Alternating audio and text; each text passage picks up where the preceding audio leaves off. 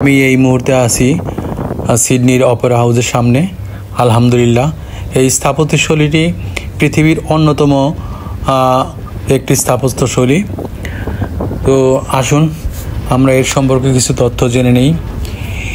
এই অপেরা হাউসটির নির্মাণকাল শুরু হয়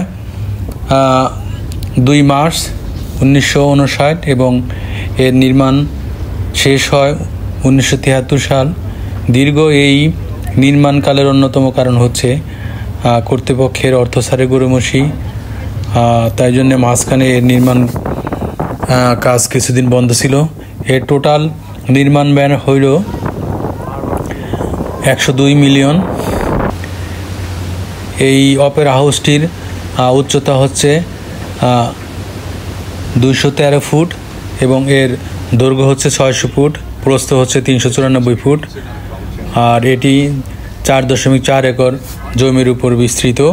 এর স্থপতি হচ্ছে একজন ড্যানিশ, ওনার নাম হচ্ছে জন আর্জেন। এই অপেরা হাউসের ভিতরে মোট 5738 জন লোকের আসন সুবর্ণিত আছে। ইউনেস্কো বিশ্ব ঐতিহ্যবাহী স্থানের এটা অন্তর্ভুক্তি হয় 2007 সালে।